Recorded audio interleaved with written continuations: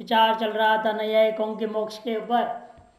21 प्रकार के दुख ध्वंस का नाम मोक्ष है।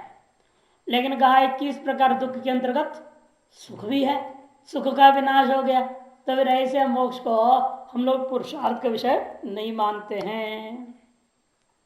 तब न्याय कहता है सुषुप्तेरिव मुक्तेरपि दुखाभाव मात्रेण समिहितत्वम इति च वाच्या। कहता है जैसे सुषुप्ति है, आप क्यों रोज सोना चाहते हैं? आदमी रोज सोना चाहता है, इसलिए चाहता है कि वहां दुख नहीं है। इसे जिस आदमी को अनेक प्रकार का दिमाग में टेंशन है, दुख है, परेशानियां हैं, वो क्या करता है? वैसे नींद नहीं आती है तो गोली खा के सो जाता है, इसलिए कि हमको दुख नहीं चाहिए। थकान भी दूर हो जाए, दुख भी दूर हो जाए, मानसिक सारी परेशानियां दूर हो जाए। कुछ समय तक के लिए दूर होता है ना, कम से कम 2-4 घंटा 6 घंटा जब तक नींद है। और आजकल तो नौजवान लोगों में भयंकर चल रहा है ना ड्रग्स का, नशेबाजी, नशे पड़े अलग से समाधि पहुंच गए, इंजेक्शन ले लेते हैं और पड़े जड़ समाधि। वैसे नशे का आदत हो जाता है, धीरे धीरे धीरे इतना ज्यादा लेने लग जाते हैं, मर जाते हैं। बहुत बुरा हालत हो गया कॉलेजों में लड़कों का, लड़कियों का नशेबाजी। लाखों रुपयों की नशा प्रतिदिन जो है विदेशों से आ रहा है। हाँ, करोड़ों का समझ, करोड़ों आज के हिसाब से तो करोड़ों का कहना पड़ेगा। क्योंकि हेरोइन वगैरह पकड़ते ना, अखबार में आता रहते, कभी हेरोइन पकड़ लिया, चरस पकड़ लिया, ये पकड़ लिया, वो यही है। तो कहते जिस प्रकार से दुख का भाव मात्र की वजह से आपको सुषुप्ति की रोज चाहते हो, उसी प्रकार से दुख का भाव मात्र को लेकर के मोक्ष भी पुरुषार्थ का विषय हो सकता है। आप अनेक प्रकार जुगाड़ करते हैं सुषुप्ति के लिए, बढ़िया बिस्तर चाहिए, बढ़िया कंबल चाहिए, रजाइयाँ चाहिए, है ना, कम पड़ जाए दौड़ लो, लेकिन जो है बढ़िया नींद आना चाहिए। नींद बढ़िया आ जाए किसी तरह से। नींद में चले जाए तो पता भी नहीं चलता ठंड है या नहीं है, बाहर क्या पता चलता है। नींद में चले गए तो भूल गए सारे, खत्म। जब रजा इधर उधर हो जाता है, कहीं पैरों में ठंड लग जाता है, तब फिर ध्यान आता है, फिर रजा खींचते हैं आप। ये सारी सुविधाएं किस लिए? केवल नींद के लिए। दुख का भाव है वहां पर, ठंड से जन्य दुख है, गर्मी से जन्य दुख है, उसका अभाव। अब पंखा चाहिए, पंखा क्यों चलाएंगे? एसी चाहिए, कोई कूलर लगा रहा है, कोई कुछ लगा रहा है, क्यों लगाते हैं? केवल दुख का भाव है। समय सारा थकान दूर हो रहा है, मन को शांति मिल रही, मस्त बैठा हुआ है, सोया हुआ है। यथा दुख का भाव मात्र को उद्देश्य को देखता हुआ सुषुप्ति को नित्य व्यक्ति चाहता है, इसी प्रकार से आत्यंतिक दुख का भाव की अपेक्षा करते हुए मोक्ष कौन नहीं चाहेगा? अवश्य चाहेगा। इसे दुख का भाव के में भी पुरुषार्थ है, ये सिद्ध कर दिया नहीं है कौन। तब सिद्धांत कहता है इतने चवाच्यम दुख का भाव संहित अल्प विषयत्वात्। दुख का भाव को उद्देश्य करके सम्यक प्रकार से जो ये चेष्टा है, समित में सम्यक चेष्टा, पुरुषार्थ, पुरुषार्थ देखी गई है। दुख का भाव से जो को उद्देश्य करके जो पुरुषार्थ देखा जाता है वह अल्प मात्र ही होता है, अल्प विषयत्वात्। क्योंकि जैसे सुषुप्ति में दुख का भाव होने में से पुरुषार्थ अनुभूत होती है, वैसे ही दुख का भाव में पुरुषार्थता भी माननी चाहिए। ऐसा कहना ठीक नहीं है, क्योंकि केवल दुख का भाव का होना पुरुषार्थता के लिए पर्याप्त नहीं है, सुख का भी होना आवश्यक है। अन्यथा विस्मृत्य सुप्तोत्थित दुख का भाव अनुसंधीयमाने अपि कामिनी संभोग सुकलवलोप निमित्त दुखानुषंग अभाव प्रसंगात। यदि बात नहीं मानोगे, सुख भी जरूरी है, दुख का भाव के साथ सुषुप्ति में सुख भी है, दुख का भाव के साथ सुषुप्ति में सुख भी है, मानना पड़ता है। इसे सुखम अहम अस्वाप्सम कहा जाता है। यदि नहीं मानोगे तो दोष दिखा रहे, देखो अन्यथा विस्मृत्य सुप्तोत्थित दुख का भाव अनुसंधीय माने अपि। आदमी सोया, रात्रि हुई, पत्नी के साथ सो गया और अपना भोग किया, भोग करने का भोग करते करते वो भी भूल गया, पूरी गहरी नींद में चला गया। भोगानंतर सोते ही है, आदमी स्त्री दोनों सो जाते हैं। सो करके जगा, जब सो के जगता है उसको दो चीज की स्मरण आ सकती है, एक तो दुख का भाव का और एक जो भोग किया था। आपके अनुसार तो भोग का स्मरण नहीं होना चाहिए। कहता है विस्मृत्य सुप्तोत्थित भोग अनंतर विस्मृत्य सुप्तोगत्थित दुखा भाव अनुसंधीयमाने दुख का भाव का अनुसंधान कर रहा है। इन साथ साथ तो क्या सोच रहा है, कामनी संभोग सुख लव लोप निमित्त दुखानुषंग भाव प्रसंगात। लेकिन कामिनी संभोग से जन्य जो सुख लव था उसके जो लोप निमित्तक अब उसको दुख है ना, वो भी प्राप्त हुआ उसको सुख, वो सुख का भाव है ना, उस सुखाभाव जन्य दुख रहेगा कि नहीं रहेगा, अब वो दुख का भी अभाव होने लग जाएगा, यह आपत्ति है। तस्मात इसीलिए स्वर्गादि सुखम उन्मुच्य, इसे हर आदमी क्या है, स्वर्ग को चाहता है। स्वर्ग को न चाहकर मोक्ष को चाहने के लिए स्वर्ग की अपेक्षा से मोक्ष से ज्यादा सुख मानना पड़ेगा ना। स्वर्ग को एक बहुत बड़ा कल्पना है, वहां भयंकर सुख होता है, बहुत जबरदस्त सुख है, वहां कुछ करना नहीं पड़ता है, कुछ भी नहीं, संकल्प सारी चीज मिलते रहते हैं, देख देख के भी आदमी भोग को प्राप्त कर लेता है, सुख हो जाता है, खाना पीना सब कुछ संकल्प से होता है ना। यहाँ जाना पड़ेगा, गैस लाओ, सब्जी लाओ, कितना झंझट है, बनाओ, उसे 10 बार फोन करो, टेंशन बाजी। वहां कुछ नहीं, स्वर्ग में ना फोन की जरूरत है, न टेंशन है, न गैस है, न बिजली बिल है, न कोई झंझट नहीं रहता है। तो संकल्प करो, वो चीज वहां पर प्राप्त है। और ज्यादा जहां बैठे हो परेशानी तो कामधेनु वृक्ष है ही, वहां कामधेनु के नीचे चले जाना, जो मांगो सो मिल जाएगा। ऐसे ऐसे स्वर्ग की कल्पना हम लोग कर बैठे हुए हैं। अब उसको भी लात मार के मोक्ष यदि कोई चाहना चाहेगा तो वह मोक्ष के दुख का भाव से मनाएगा कोई। स्वार्गिक जो सुख है उसकी अपेक्षा से भी अरबों गुना ज्यादा सुख होना चाहिए मोक्ष में, तभी उसको चाहेगा आदमी, नहीं तो स्वर्ग को क्यों छोड़ेगा, नहीं तो आदमी स्वर्ग को क्यों छोड़ेगा। इसलिए कहते थे स्वर्गादि सुखम उन्मुच्य, स्वर्गादि सुख को त्याग करके, स्वर्गादि सुख को उन्मुच्य में त्याग करके, लात मार के छोड़ करके मोक्ष मात्र आकांक्षा, मोक्ष मात्र की आकांक्षा न संभवती, अन्वय कर देना, न संभवती, नहीं हो सकेगा यदि मोक्ष से दुख का भाव मात्र स्वरूपत्व न संभवती। मोक्ष को यदि दुख का भाव मातृत्व वाला मानते हो तो स्वर्ग की सुख की इच्छा को लात मार करके मोक्ष को कोई नहीं चाहेगा, हो ही नहीं सकता मोक्ष की इच्छा किसी को। इसलिए मोक्ष को आप किस रूप मानना पड़ेगा, या तो मोक्ष में आत्यंतिक सुख माननी पड़ेगी, निरपेक्ष सुख मानना पड़ेगा, या तो मोक्ष को सुख स्वरूप ही मानना पड़ेगा। मोक्ष में आत्यंतिक सुख है ऐसा कहो, या मोक्ष सुख रूप ही है। आप चीनी बन जाओगे तो चीनी मांगने की जरूरत क्या रह जाता है, खुद ही हम चीनी हो गए तो चीनी खाने की जरूरत ही नहीं है ना। डायबिटीज में होता क्या, चीनी चीनी हो गया शरीर में, चीनी खाने की जरूरत ही नहीं। हाँ, ऐसे जो सुख रूप ही हो जाए तो फिर सुख मांगेंगे कहां से, हमें किसी विषय की सुख की जरूरत ही नहीं है ना, फिर विषय सुख की क्या जरूरत रह गया। इसलिए मोक्ष में याद सुख मानो आत्यंतिक सुख को, अथवा मोक्ष को सुख स्वरूप ही मानना पड़ेगा। ये तेना सकल बुद्धियादि विशेष गुण विलय सती आत्म स्वरूप अवस्थान मोक्ष प्राभाकर निरस्तम वेदव्याम। इन्हीं युक्तियों से, नैयायिकों को जिस युक्ति से खंडन किया उन्हीं युक्तियों से प्राभाकर का भी खंडन हो जाएगा। तो प्राभाकर भी क्या बोलता है, आत्मा के जितना विशेष गुण सबका नाश, उसका सुख भी तो आत्मा का विशेष गुण है, उसका भी नाश हो गया। फिर उनका और इनमें फर्क क्या पड़ा, उसने 21 प्रकार के दुख का ध्वंस कह दिया, इसने आत्मा का सकल विशेष गुण का ध्वंस कर दिया, बात एक ही बनी, कोई अंतर नहीं पड़ता। सकल बुद्धियादि विशेष गुण, बुद्धियादि 9 जो विशेष गुण आत्मा का माना गया, वो सकल विशेष गुणों का विलय सती, नाशे सती आत्मन स्वरूप अवस्थान, आत्मा का स्वरूप स्थिति का नाम मोक्ष है। ऐसे जो प्राभाकर मत है वह भी निरस्तम वेदितव्यम। क्यों, सुख विलयाद अपुरुषार्थत्व से तुल्यत्वात्, है ना।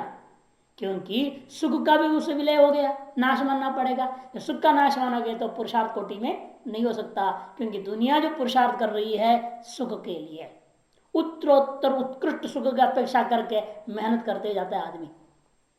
जब पहले कुछ नहीं रहता है तो भी सुखी ही है, अरब कमा लिया तो भी सुखी ही है, इन्हीं अपेक्षा में समझता है ये सब सुख ज्यादा सुखी हूं मैं, अपेक्षाकृत सुख को कल्पना करता हुआ आगे आगे बढ़ता है। सच्चाई देखो तो अरबों में जो सुख वो समझ रहा है वास्तव में वहां सुख नहीं होता है, सुख घटता है। अरबपति होने से सुख घटता है, गरीब को सुख ज्यादा है। लेकिन दोनों बेवकूफ है। गरीब सोच रहा है मेरे पास कार नहीं है, मकान नहीं है, घोड़ा नहीं, ये नहीं वो नहीं सोच रहा है, इसलिए वो अपने आप को दुखी मानता है। और अरबपति जो अरबों है वो बड़ा परेशान टेंशन बाजी में रहते, चारों तरफ से नोचने वाले बहुत है। पॉलिटिकल पार्टी वाले मांगते हैं, जिधर राजनीतिक पार्टी वाले मांगते हैं, इनकम टैक्स वाले मांगते हैं, और जो जहां से कमा रहा है फैक्ट्रियों में कभी हड़ताल हो रहा है, कभी कुछ हो रहा है, करे तनख्वाह बढ़ाओ, ये सुविधा दो वो सुविधा दो, वहां से भी हो हल्ला मचता है। हाँ, इतने रिश्तेदार जितने भी हैं वो सब कर्जा मांगेंगे, आप बड़े हो गए हमको दो, नहीं दोगे तो गोली मार देगा। ये तो हुआ प्रमोद महाजन, नहीं अरबपति हो गया, बहुत पैसा हो गया, छोटा भाई बोला हमको दो, नहीं देगा तो गोली मार दिया। खतरे तो खतरे ना, पैसा आ गया वहां कहाँ सुख है, इसीलिए दिन रात नींद नहीं आती, उन्हें भी परेशानी रहती। इसे गरीब ठीक है, आराम से अपना बोतल पी गया सो गया, हाँ चुटकी पाई, कमाया पिया सो गया। और वो बेचारा पीता तो भी नींद नहीं आती, उसे परेशानी है, वो भी पीता है, वो अरबपति लोग भी पीते हैं, वो हाई क्वालिटी की चीज पीते हैं, तब भी नींद नहीं आती ठीक से। फिर दवाएं खाते हैं, महात्मा के पास जाएंगे, इधर योगा सीखेंगे, कहीं कहीं कहीं कहीं जाके लाखों रुपया खर्च करते हैं बेचारे। कहाँ सुख है वहां भी? हर स्तर पे हर आदमी सोचा वहां ज्यादा वो बहुत सुखी होगा, वो ज्यादा उसके पास है ना माल्टा। लेकिन जब वो बनोगे तब पता चलेगा वहां कितना परेशानी है। कई बार व्यक्ति ऐसे प्रधानमंत्री बनो, बोला हम तो जब तक विपक्ष में थे अच्छा था, अब प्रधानमंत्री बनने के बाद पता चलता है कुर्सी कितना कांटों की कुर्सी है। ये वाजपेयी ने कहा था, अब मेरे को समझ में अरे ये नहीं चाहिए, बहुत बेकार कुर्सी, इतनी टेंशन बाजी है, देश विदेश के मामला, देश के अंदर बाहर सब लफड़ा, तो कुर्सी के लिए आदमी लड़ रहा, मिलने तक ही है, मिलने के बाद पता चलता है वहां क्या हालत है। महात्मा में ही पदों की लड़ाई चलती है, पद मिलने के बाद पता चलता उस पद में कितनी परेशानी है, अहंकार भी बढ़ रहा है। समाज मेरे कुछ मानता है, लेकिन वहां कितना परेशानी है। पहले तो अपने मर्जी से बैठते थे, फल फूल काट भी लिया, खा भी लिया सब, अब नहीं, अब तो छू नहीं सकते। अब कुछ पीना है, पानी पीना भी तो सेवक देगा, तब अपने आप पियोगे तो लोग कह रहे लो महंत हो गया, मंडलेश्वर हो गया, अपने पानी पी रहा है, ये भी समस्या है ना। वो भी दुख है, हाँ दुख है, बड़ा परेशानी है वहाँ। कुर्सी ऐसा है, कुछ चेड़े को बुलाओ, सेवक को बुलाओ, बोलो पानी पिलाओ, पानी पिलाएगा, पानी वाले पर हाथ धुलाओ, झंझट ही झंझट। पहले तो मस्ती था, हाथ धोए ना धोए, ब्रह्म ज्ञान में थे, ब्रह्म ज्ञान में थे ना मस्त। अब ब्रह्म ज्ञान उतर गया, पद ज्ञान में आ गया, मैं आम मंडलेश्वर हो गया, हम ब्रह्म खत्म हो गया, अहम ब्रह्मास्मि खत्म, वहां महंतोस्मि आ गया। अब वहां महंतोस्मि के अनुसार सारा हिसाब किताब देखना पड़ता, उठना बैठना सब हिसाब, पहनने में हर चीज में, और गाती पहनना पड़ेगा ना, ऐसे ही पहनना पड़ेगा, झंझट हो भी। अरे अपने मस्त से जो कुछ भी पहनो, जैसे भी पहनो, वो कहाँ रह जाता है, तब झंझट ही झंझट है। लेकिन ये जो है सुख का इसलिए क्या अपेक्षा हर व्यक्ति के अंदर है, और तो सुख ही जहां नहीं है बोलते हो, ऐसा मोक्ष कौन चाहेगा? वो पुरुषार्थ कोई करेगा नहीं ऐसे मोक्ष के लिए। और तो ये जैनी लोग है ना, ये तो और विचित्र लोग हो गए, मरने के बाद जो ज्ञानी पुरुष होता है क्या होता है, ऊपर उड़ते जाता है, उड़ते जाता है, उड़ते जाता है, उड़ते जाता है, उड़ते जाता है, 7 आसमान के ऊपर चला जाता है, वहां एक आलोक आकाश है, वहां पहुंचता है, वहां फैलते जाता है, फैलते जाता है, बस फैल जाने का नाम ही मुक्ति है। ऊपर उड़ उड़ के वहां फैल जाना है, उसका नाम मुक्ति है। ये कौन जाए गुब्बारे से फैल जाए, फट जाए कहीं, गुब्बारे फट जाता है ना। और गति है, गति जहां है वह मुक्ति तो हो ही नहीं सकती, शाश्वत तो हो नहीं सकता। सतत ऊर्ध्वगमनादेस्तो दूर अपास्ता तेषाम अपर पुरुषार्थत्व से स्पष्टत्वात्। सतत ऊर्ध्वगमन आदि जो जैनियों का दर्शन में आता है, ऊर्ध्वगमन सकल होना चाहिए, निरंतर जाएगा ऊपर ऊपर। सात अनेकों लोग गिनाया, लोगों के ऊपर आसमानों को गिनाया, सात आसमान, उसके ऊपर एक जगह का नाम है और टीका में दिया, देखो उसको उन्होंने तदनंतरम ऊर्ध्वं गच्छन्ति आलोकांता तत्वार्थ प्रकाशिका 10वां अध्याय 5वें श्लोक में कहीं आया है जैनाचार्यों का। अगले पृष्ठ 200 पृष्ठ में काला पंक्ति है हिंदी में। तदनंतरम ऊर्ध्वं गच्छन्ति, कहां तक? आलोकांता। देख आलोक आकाश नाम की चीज मानते हैं, वहां पर जाकर के 24 तीर्थंकर जैसे है वैसे ये भी जाके उनमें समाहित होकर व्यापक होकर रहेगा। ऐसे होने का नाम मोक्ष है। इसको कोई पुरुषार्थ हम लोग परम पुरुषार्थ नहीं मानते, अपर पुरुषार्थत्व से, क्योंकि उनके भी यह मत जो है ना अपर पुरुषार्थ मैंने पर पुरुषार्थ नहीं है, मैंने परम पुरुषार्थ कोटि में नहीं लिया सकता है, क्योंकि जो गति वाला है अवश्य वो विनाशी होता है, इसमें कोई संशय नहीं है। अब सांख्यों का मोक्ष प्रकृति पुरुष विवेक ज्ञानात् पुरुष से स्वरूप अवस्थान मोक्षित सांख्या, प्रकृति और पुरुष का विवेक ज्ञान से पुरुष के स्वरूप अवस्थान का नाम मोक्ष है, ऐसे सांख्यों का कहना है। लेकिन वह पुरुष भी आनंद स्वरूप है कि आनंद गुण वाला है? दोनों ही नहीं है सांख्य मत में। पुरुष चेतन जरूर है, लेकिन पुरुष का गुण नहीं मानते आनंद को, न पुरुष के स्वरूप को आनंद मानते वो लोग। इसीलिए तस्या भी आनंद व्यतिरेक संभव है ना अपुरुषार्थत्व में, वह भी आनंद रहित स्थिति होने के कारण से वह भी हमारे लिए अपुरुषार्थ रूप ही है। अब आचार्य शंकर के चेले लोग क्या बोलते हैं? प्रपंच विलयो मोक्ष शांकरा, प्रपंच का विलय होने का नाम मोक्ष है, ऐसे तो शंकर के अनुयायी लोगों का कथन करना ये नहीं है वास्तव में सिद्धांत। स्वरूप प्राप्ति है हमारे यहाँ, आनंद स्वरूप प्राप्ति ही मोक्ष है। लेकिन किसी आचार्य किसी पक्ष में कह दिया होगा, उसको लेकर कह रहे हैं। किसका पक्ष है बात नहीं बता रहे हैं, शांकरा बोले, इसलिए शंकराचार्य का सिद्धांत नहीं है, शंकर के चेड़ों का सिद्धांत है।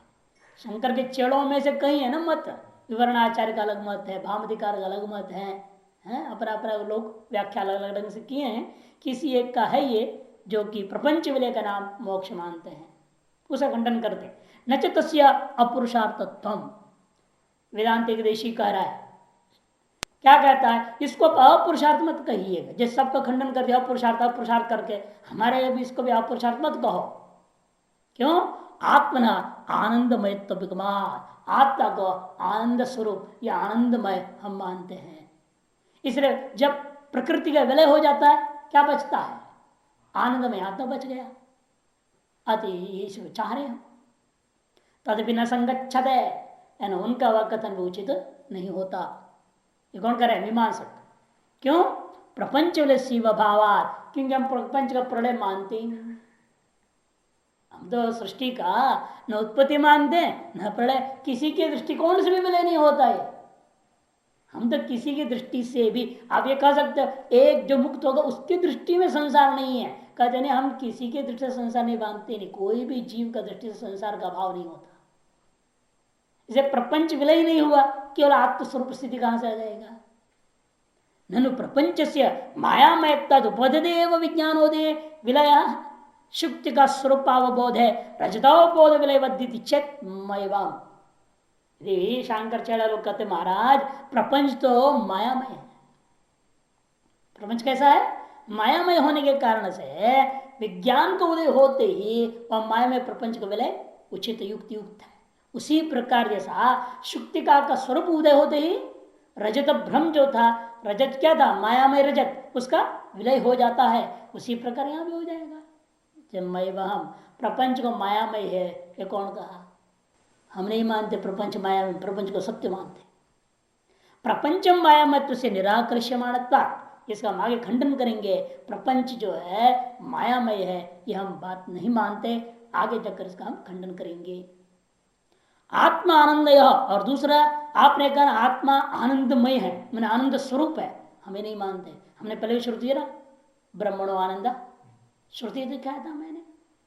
इसलिए ब्रह्म का आनंद, ब्रह्म में आनंद गुण है, ब्रह्म आनंदमय में ही नहीं है, गुणवान है वो, आनंद गुण वाला है, सुख गुण वाला है, सुख रूपी गुण वाला है वो। इसे कहते हैं आत्मानंद और परस्पर भेद से समर्थित। देखो हमने समर्थन कर दिया है आत्मा और आनंद में भेद को। आनंद अनुभव से पुरुषार्थत्व तद्भाव प्राप्त पुरुषार्थत्व, इसलिए हम अपने आप का आनंद से अलग होकर के आनंद का अनुभव करना पुरुषार्थ है, आनंद रूप हो जाना पुरुषार्थ नहीं है। चीनी का खाने में जो मजा है, चीनी होने में मजा नहीं है। इसे कोई गुण होना नहीं चाहिए। यही तो सब जितने द्वैतवादी लोगों का कहना है। ये जो दृष्टांत आप देते हो नदी वगैरह के श्रुति में दृष्टांत है, नदी समुद्र हो जाते हैं, समुद्र होने के लिए ही दौड़ रहे हैं, समुद्र स्वरूप प्राप्त करना ही इनका मोक्ष है। लेकिन समुद्र में विलय होने के बाद इन्हें मालूम रहता है क्या, मैं जो गंगा थी अब मैं समुद्र हो गई हूं, रहेगा। और समुद्र के अंदर वो अपने आप को अपने महसूस कर रही है, ओ ये जो मैं गंगा समुद्र में हो गई हूँ एक, वहां कहाँ से अलग रहेगा, वो भी नमकीन जल हो गया, मीठा भी नहीं रहेगा, वो खत्म पानी नहीं, अपने मिठास भी खो गई और नमकीन हो गई। वो जो गंगा जी वहां विलय विलय हो गया है, उसे दृष्टांत आप यही सब लेते हो। यार इधर नमक का ढेला ले लो, पानी में डाल दो, पानी में विलय हो जाएगा, है कि नहीं? ये सब दृष्टांत आप देते हो। इन दृष्टांतों में आपत्ति देता है, ऐसे रहने से वो नमक अपने आप को अलग अनुभव कर सकता है क्या, मैं जल में विलय हो गया हूं। और चाहते क्या हम, स्व से भिन्न सुख को हम अनुभव करना चाहते हैं। हर आदमी सुख होना नहीं चाहता, इन सुख को अनुभव करना चाहता है। इसलिए सुख रूप आत्मा मानोगे वो मोक्ष, वह बिल्कुल किसी को भी इच्छित ही नहीं, कि वो चाहता ही नहीं ऐसा होना। कई लोग आते हैं हमारे पास, आए हैं यहाँ, वो यही कहते ऐसा मोक्ष हमें नहीं चाहिए, हम गुड़ बन जाए और लोग हमको जो है डाल के खाएं, ऐसे क्या फायदा हुआ। अरे हम गुड़ खाएं ये हम चाहते हैं, हम गुड़ नहीं बनना चाहते। ये भरत झुंझुन वाला जतर यही बोलते बार बार, हमको गुड़ नहीं बनना है, हम गुड़ खाएंगे, गुड़ का आनंद लेंगे। तो उसी प्रकार हम आनंद नहीं होना चाहते, हम तो आनंद को लूटना चाहते हैं, आनंद को मौज करना चाहते हैं, मैंने आनंद का अनुभव करना चाहते हैं। अनुभव करना है तो आप अनुभविता से अलग तो होना ही पड़ेगा ना, तो गुण गुणी भाव माननी पड़ेगी। अतः स्वरूप कोई चाहता ही नहीं है। ये यहाँ पर इनका भी कहना है, देखो आनंदानुभव पुरुषार्थत्व, आनंद का गुण रूपेण अनुभव करना ही पुरुषार्थ है सभी के मत में। और आनंद भाव प्राप्ति तो अपुरुषार्थत्व, आनंद भाव की प्राप्ति पुरुषार्थ मानते ही नहीं। कस्तरी मोक्ष किंच साधन, तब हम पूछते हैं भाई आप ही बता दो। चलो सारे मत का मोक्ष आपने खंडन कर दिया, फिर आपके मत मोक्ष का लक्षण क्या है, क्या है मोक्ष, और ऐसा मोक्ष को प्राप्त करने का साधन क्या है बता दो। कस्तरी मोक्ष किंच साधनम, मोक्ष क्या है और उसका साधन क्या है, आप कुमार भट्ट के मत में, मीमांसकों के मत में वो बताइए। उच्चते दुखात्यंत समुच्छेदे सति प्रागात्वर्तिनः सुखस्य मनसा भुक्तिर मुक्तिरुक्ता कुमारिलैहि, कुमारिलैहि उक्ता मुक्ति ही, कुमारिल भट्ट के द्वारा उक्त मुक्ति यही है। आत्मा में जो पहले से ही है सुख सदा रहता है आत्मा में, उस सुख को हम अनुभव नहीं कर पाते। क्यों? सांसारिक दुख उसको घेरा हुआ है। संसार से जन्य जो दुख है, ये शरीर आदि और बाह्य संबंधों से जन्य जो दुख है, वो 24 घंटा आपको घेर के रखा हुआ है। इसलिए आत्मा में जो आपका जो सुख है, आत्मा विद्यमान जो नित्य सुख है, आत्मा सुख स्वरूप नहीं है, आत्मा में एक नित्य सुख है, वो नित्य सुख को हम अनुभव नहीं कर पाते। और हम किस सुख को अनुभव कर रहे हैं? विषयजन्य अनित्य सुख का अनुभव करते हैं और विषयजन्य अनित्य दुखों के ही जाल में फंसे हुए हैं। अतः विषयजन्य जो सुख है वो भी दुख ही है, उसको भी हम दुख कोटि में ही लेंगे, वो जाल में फंसे हुए हैं। इसीलिए आत्मा में विद्यमान जो नित्य सुख है गुण, वो हम अनुभव नहीं कर पाते। उसको अनुभव करने का नाम ही मोक्ष है। और कब होगा? दुखात्यंत समुच्छेद, सकल प्रकार के दुखों का आत्यंतिक समुच्छेद हो जाए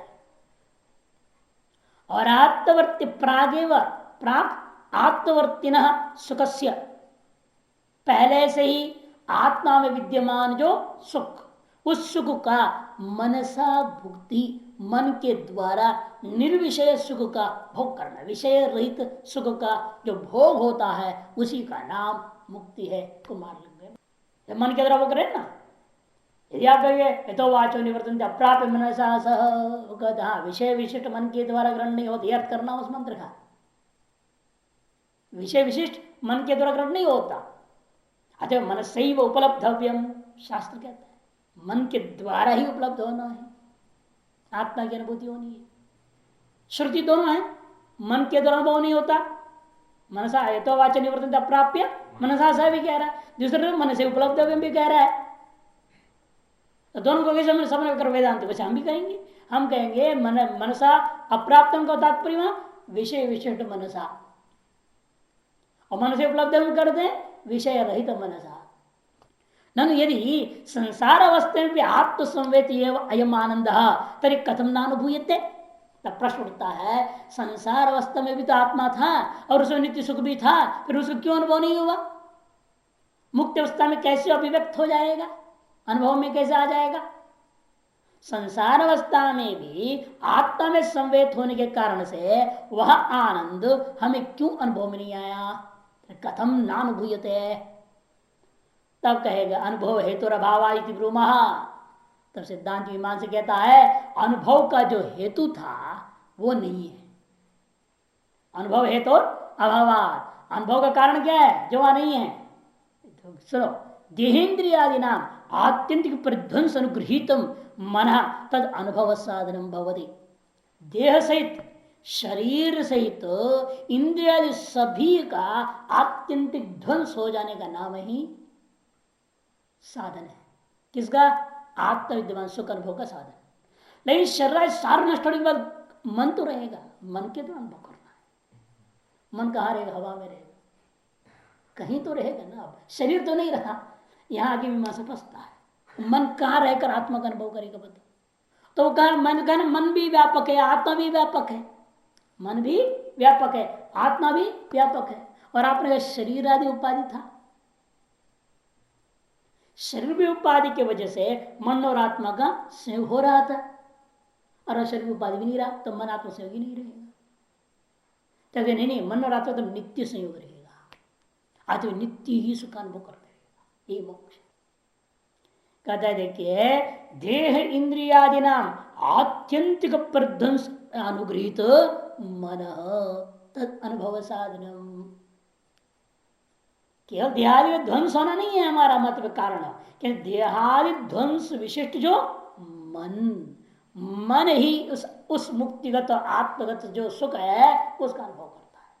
किंतु तार्श आनंद सद्भाव प्रमाणम, तब पूछेंगे आप तार्श आनंद के सद्भाव में क्या प्रमाण है? कि तुम्हारे उपनिषद ही है, हमारा कोई तर्क नहीं इसमें। क्या उपनिषद मंत्र है? आनंदम ब्रह्मणो रूपम तच्च मोक्ष अभिव्यज्यते इति श्रुतिरेव। आनंद, आनंदम ब्रह्मणो रूपम, ब्रह्म का एक रूप है, अनेक रूप है ब्रह्म में, उसमें से एक रूप है आनंद रूपता भी, अर्थात ब्रह्म के अंदर अनेकों गुण हैं, उनमें से एक गुण है जो आनंद है। वो कब अभिव्यक्त होता है? तो मोक्ष में ही अभिव्यक्त होता है, बाकी समय में अभिव्यक्त नहीं होता। ऐसे वो अपने मीमांसा के साथ लगाएगा। ब्रह्म का है ना, षष्ठी है ना, ब्रह्म का अनेक गुणों में से एक रूपम ने एक गुण है, क्या? आनंद नाम का गुण है। वह गुण पहले अभिव्यक्त नहीं होता संसार दशा में, किंतु वो गुण मोक्ष में ही अभिव्यक्त होता है। तो घट गया ना सारी बात उसके अनुकूल। तब आप कहेंगे अशरीरम भाव संतम न प्रिया प्रिय स्पृशतः, छांदोग्य उपनिषद में आया। जब शरीर ही नहीं है वो प्रिय का भी अनुभव नहीं करेगा, मैंने आनंद का भी अनुभव नहीं करेगा। और आपने कहा शरीर का भी ध्वंस हो गया, फिर आनंद का अनुभव कैसे करेगा वो? शरीरम व वसंतम न प्रिया प्रिय स्पृशति श्रुति आनंदानुभूति बाधिका, आनंद की अनुभूति का निषेध कर रही है। इति न च वाच्यम, किस आनंद का? विषयानंद का निषेध करती है। क्या अप्रिय शब्द के साथ है ना? क्या आत्मा में दुख नाम का गुण है क्या? आत्मा में दुख नाम गुण नहीं, ब्रह्मणो रूपम आनंदम दुखम नहीं वह। अतएव अप्रिय शब्द के साथ में पुट जो प्रिय शब्द कर क्या होगा? जैसा विषयजन्य दुख अशरीर अवस्था में रहेगा क्या? विषयों के जन्य दुख कब रहेगा? जब शरीर है। शरीर है तो विषयजन्य दुख है, अप्रिय है। यथा तथा शरीर रहने पर ही विषयजन्य प्रिय भी रहता है। और अशरीरम वसंतम विषयजन्य सुखम अपनी नास्ति विषयनम दुखम अपनी नास्ति। यह अर्थ करो उसका, प्रिय प्रिय का अर्थ। तस्याहा वैशिक प्रिय प्रिय स्पर्श निवृत्ति मात्र पर स्पष्ट कर दिया। क्योंकि ये जो श्रुति कह रही है विषयजन्य जो प्रिय आनंद और सुख और विषयजन्य जो अप्रिय दुख क्लेश, इसके स्पर्श ये अभाव मात्र को कथन करती है, मोक्ष काल में सुखाभाव का कथन नहीं कर रहा। अन्यथा मुक्ति पुरुषार्थ प्रसंगात, नहीं तो मुक्ति पुरुषार्थी नहीं रह जाएगा, ये आपत्ति हो जाएगी। अतएव मोक्ष अवस्था में आनंद जरूर है, ये सिद्ध हो गया। शास्त्र दीपिकाकार का पंक्ति दे रहे देखो नीचे, इसलिए बाहेन्द्रिया एवं मुक्त निवर्तन्ते मनस्तु तस्याम अवस्थायाम अनुवर्तते। बाह्य जो 10 इंद्रियां है ना, पंच ज्ञानेन्द्रिय पंच कर्मेंद्रिय, ये खत्म हो जाएंगे, शरीर भी खत्म हो जाएगा, इन मन बना रहेगा। बाहेन्द्रिया एवं मुक्त निवर्तन्ते मनस्तु तस्याम अवस्थायाम, उस मुक्त अवस्था में अनुवर्तते। मनेव कारण बंध मोक्ष है ना, से मोक्ष में भी मन रहेगा। मन ही आपको मोक्ष देता है, मन ही आपको बंधन में डालता है, ये श्रुति भी कहती है।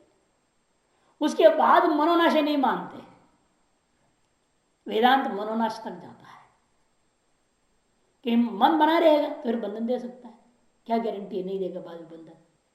इसलिए मन ही नहीं रह जाए, मन रहने का मतलब क्या? अविद्या भी है मानना पड़ेगा, क्या अविद्या का कार्य मन है? अविद्या है, फिर कहां से मोक्ष हो?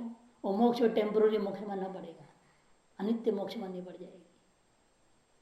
लेकिन ये लोग मन को अविद्या का कार्य वगैरह नहीं मानते ना, मन को स्वतंत्र द्रव्य मानते हैं, इसलिए इनकी अपनी अलग व्यवस्था बनती है। बाद में बात अलग है, हम वेदांत जब पढ़ेंगे तब वहां सिद्ध करेंगे ये मन कोई स्वतंत्र पदार्थ नहीं है, वह अविद्या का कार्य है। क्योंकि आत्मा जो है ना अलावा अन्य को अन्य नित्य पदार्थ मानते हैं ना, हमारे यहाँ आत्मा के अलावा कोई दूसरा नित्य पदार्थ है नहीं वेदांत में। ये तो काल भी नित्य पदार्थ है, मन भी नित्य पदार्थ है, दिग्ग भी नित्य पदार्थ है, आकाश भी नित्य है।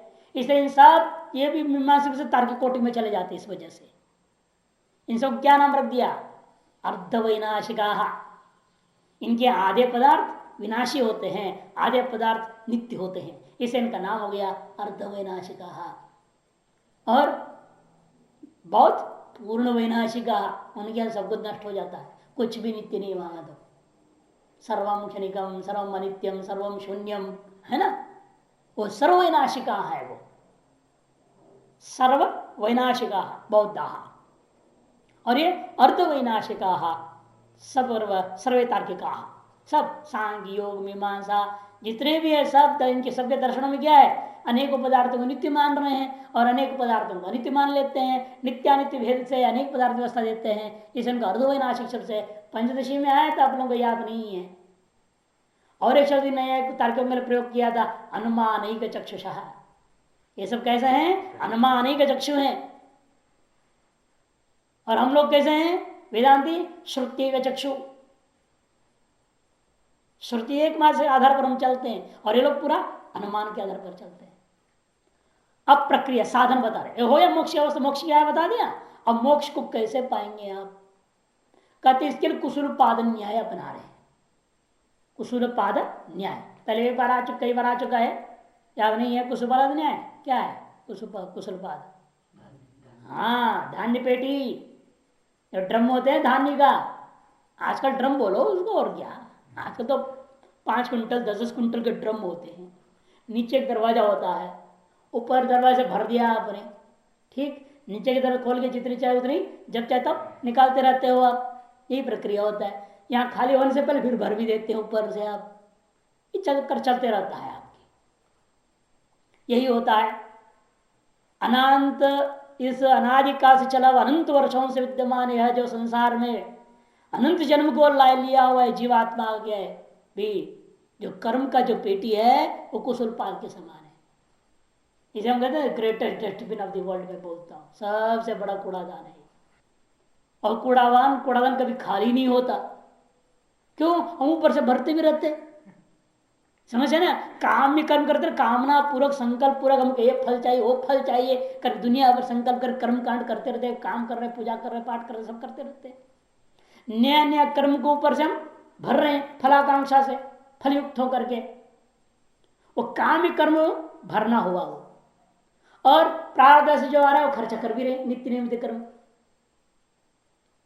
लेकिन केवल खर्चा करते रहो, मान लो काम कर्म भरो ही मत, एक दिन क्या होगा, और डिब्बा खाली हो जाएगा, और ड्रम खाली हो जाएगा कि नहीं हो जाएगा, निकालते जाओ, ऊपर भरो ही मत। ऊपर से भरोगे नहीं, केवल नीचे से निकालते रहोगे तो एक दिन क्या होगा, वह ड्रम खाली हो जाएगा। इस तरह से अनेक जन्म संसिद्ध भगवान ये कहते हैं, आप करते जाओ, काम कर्म को करना छोड़ दो, है ना। कर्मण्यवाधिकारस्ते मा फलेषु कदाचन, निष्काम कर्म करो, जितनी नित्य नैमित्य कर्म कर सकते हो नित्य नैमित्य कर्म खूब करते जाओ, तो क्या होगा, अंतगण शुद्ध होगा, सब जो कर्म है नष्ट हो जाएंगे, वो अंतगण रूपी ड्रम खाली हो गया। जब कर्म खत्म हो गया, अब आगे जन्म कहां से मिलेगा, जब जन्म आगे मिलेगा नहीं तो मोक्ष होगा। लेकिन ज्ञान भी जरूरी है। निषिद्ध काम्य कर्मभ्य सम्यक व्यावृत्त चेतस नित्य नैमित्तिक प्रायस चित्त प्रध्वस्त दुष्कृतय है सुख दुखानुभूतिभ्याम क्षीण प्रारब्ध कर्मण युक्त ब्रह्मचर्याद्यैर अंगै शमधमादिभिः कुर्वाणस्याप्तमीमांसां वेदांतोक्तेन वर्त्मना मुक्ति संपद्यते सद्यो नित्यानंद प्रकाशिनी। पूरी प्रक्रिया बोल दिया। इन बिना ज्ञान को मुक्ति नहीं मानते हैं, कर्म ज्ञान समुच्चय से मुक्ति, केवल कर्म क्षय से मुक्त नहीं हो जाओगे, ज्ञान भी जरूरी है। इसे क्या कह रहे हैं, निषिद्ध और काम्य कर्मों से सम्यक व्यावृत चित्त, आपका चित्त निषिद्ध कर्म और काम्य कर्म करने की इच्छा से रहित होना चाहिए, सम्यक व्यावृत हो जाए, बिल्कुल ना करे, लेश मात्र भी काया वाचा मनसा कोई काम्य कर्म नहीं करना है, कोई निषिद्ध कर्म भी नहीं करना है। तो करना क्या है, नित्य नैमित्तिक प्रायश्चित, नित्य कर्म करो, नैमित्तिक कर्म करो, जितनी प्रायश्चित विधियां हैं उनको पालन करने की कोशिश करो। उससे क्या होगा, ध्वस्त दुष्कृत है, जितने भी आपका पाप कर्म था वह नष्ट हो जाएगा, केवल दिव्य पुण्य पूंजी बचेगी जो ज्ञान के योग्य रहेगा। सुख दुखानुभूतिभ्याम क्षीण प्रारब्ध कर्मण, और जो प्रारब्ध कर्म की वजह से सुख दुख होना था वो तो भोग करके नष्ट हो जाएगा। युक्त ब्रह्मचर्याद्यैर अंगैशमदमादिभिः, इस प्रकार से ब्रह्मचर्या से भी युक्त रहना साथ साथ, और शम दम आदि अंगों से भी युक्त हो जाओ। कुर्वाणस्यात्मीमांसां वेदांतोक्तेन वर्त्मना, वेदांत कहे हुए रास्ते से चलता हुआ आत्म चिंतन सम्यक करता हुआ व्यक्ति को मुक्ति सद्यो संपदते, शीघ्र ही सद्य ही इसी जन्म में मुक्ति प्राप्त हो जाती है, जो कि नित्यानंद प्रकाशनी, नित्य आनंद को प्रकाशन करने वाली मुक्ति सद्य ही उसी समय उसको सब प्राप्त हो जाता है।